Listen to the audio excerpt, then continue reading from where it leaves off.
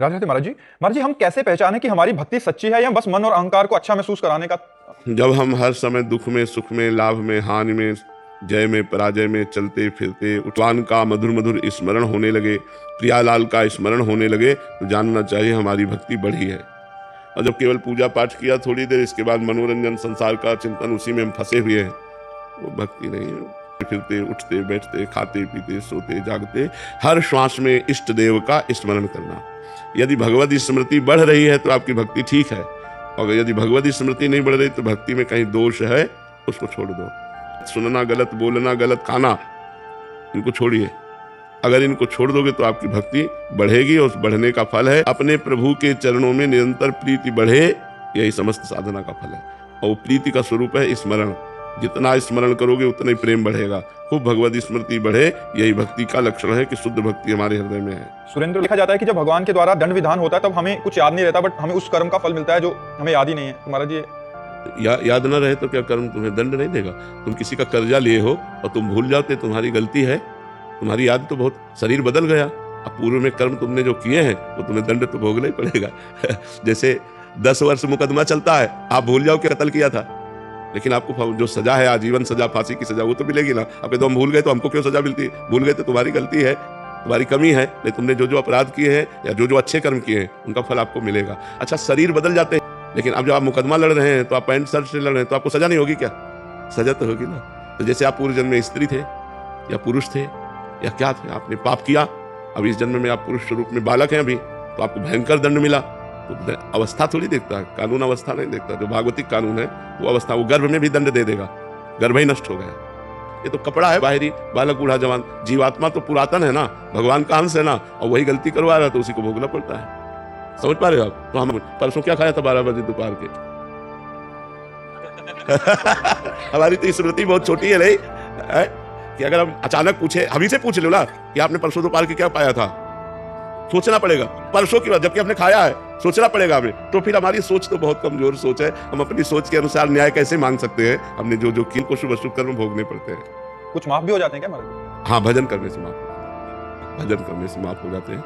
भजन करो, तपस्या करो, तीर्थयाटन करो, पवित्रता पूर्वक दान करो, भगवान का नाम जप करो, इसी से सब पाप नष्ट हो जाता है। पाप किए तो इसी जन्म में दंड क्यों नहीं मिलते? बहुत बड़ी सरकार है, बहुत बड़ा कानून है। कभी कभी मुकदमा चलता रहता है और जो क्रिमिनल काम करने वाला होता है वो मर जाता है पहले, अब उसका फाइनल ही नहीं हो पाता। बाइज्जत बरी कर दिया जाए, इसका वो 45 साल जेल में ही रहो। 45 साल जाओ, तो ये प्रारब्ध भोग है। तो देखो यहाँ जबकि एक देश की सरकार है तो इतना समय लेती कि नहीं?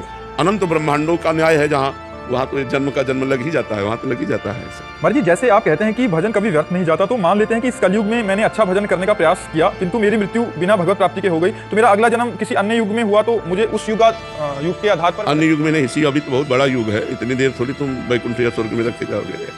बहुत बड़ा युग है, 4,32,000 वर्ष की आयु है कलयुग की। अभी हम सैकड़ों बार जन्म में मरेंगे, एक दो बार थोड़ी। यदि भगवत प्राप्ति हो गई तो हो गई, और अगर जो भजन प्रयास करता है और उसको भगवत प्राप्ति नहीं होती तो उसको अगला जन्म जो है बड़ा सुविधाजनक मिलता है। बचपन से ही सब सुख ऐश्वर्य और बचपन से ही भागवतिक वातावरण, भगवत प्राप्ति के लिए उसको जितनी सामग्री चाहिए, पूर्व जन्म में जो साधना की वो तो जागृत हो ही जाएगी, और वर्तमान में उसे बड़ी अनुकूलता मिलती है, तो बचपन से ऐसे संस्कार बन जाते हैं और भगवान की उसे प्राप्ति हो जाती है। वो नष्ट कभी नहीं होता। भगवान की भक्ति कभी व्यर्थ नहीं जाती, वो अपना रंग दिखा के ही रहती है। जब पाप कर्म अपना रंग दिखा देते हैं तो भक्ति रंग क्यों नहीं दिखाएगी? जब असत कर्म भोगना पड़ता है तो सत्कर्म का फल तो आनंद भोगना ही पड़ेगा। इसलिए खूब नाम जप करो, भगवान की भक्ति करो। नितिन बजाज, कुछ भाग्य पर निर्भर है, तो क्या हम जो नाम सब कुछ भाग्य पर निर्भर कैसे? ये किसने कह दिया तुमको कि सब कुछ भाग्य पर निर्भर है? लिखा हुआ है कि आज तुम हमारे पास आओगे? नहीं, ये नहीं लिखा हुआ है। उसमें कुछ लिखा हुआ है। प्रारब्ध किसे कहते हैं पहले समझो। जिसे आप भाग्य कहते हो ना, उसे शास्त्रीय भाषा में दैव कहते हैं, प्रारब्ध कहते हैं, विधान कहते हैं, नियति कहते हैं। उसी को कहते हैं कि तुम्हारी जो नियति में है वो तुम्हें भोगना पड़ेगा। तो नियति ने पुण्य कर्म, अशुभ माने पाप कर्म, और दोनों का फल है। शुभ का फल है सफलता, विजय, अनुकूलता, विविध सामग्री, भोग सामग्री, और अशुभ का फल है हार, असफलता, विपत्ति, दुख, रोग, संकट, नाना प्रकार का। ये 2 चीजें केवल लिखी हुई है। अब आप आज नया कर्म, दान कर रहे हो, पुण्य कर रहे हो, तीर्थयाटन कर रहे हो, ये आप क्यों कर रहे हो? वो क्रियमाण है, और जो आपके अनेक जन्मों का किया हुआ कर्म जमा है उसे संचित कर्म कहते हैं।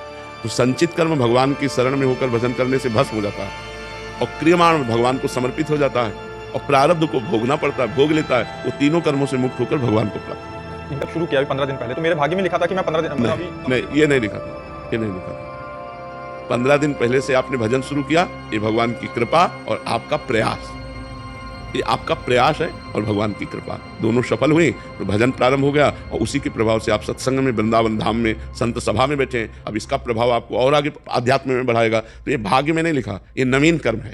ये दुख और सुख, जैसे आप वृंदावन आ रहे हैं, कोई घटना घट गई, तो वृंदावन आना तो बहुत बड़ा धर्ममय कार्य था, लेकिन घटना गलत घट गई तो ये प्रारब्ध भोग था कि आप वृंदावन जा रहे थे और एक्सीडेंट हो गया, हाथ टूट गया और वृंदावन नहीं जा पाए।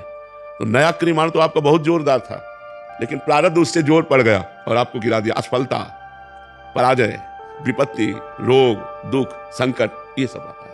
नवीन कर्म बलवान यही परोपकार, नाम जप, गंगा यमुना आदि पवित्र नदियों का अवगाहन, भगवान के धामों की यात्रा, ये सब महान कर्म है जो हमको सुख प्रदान करते हैं। समझ पाया? महाराज जी, कामनाओं, इच्छाओं और लिप्साओं से कैसे मुक्ति प्राप्त करें? प्रयत्न करने पर भी नहीं जा रहे रहते हैं। जब तक कामनाएं सुरक्षित रहती हैं तब तक स्वप्न में भी सुख और शांति नहीं मिल सकती। तो संतोष कैसे आवे?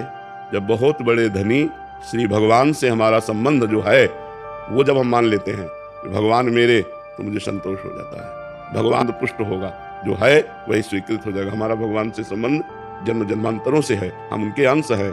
ये संसारी संबंध तो अभी कुछ वर्षों का है, हम तो भगवान के हैं।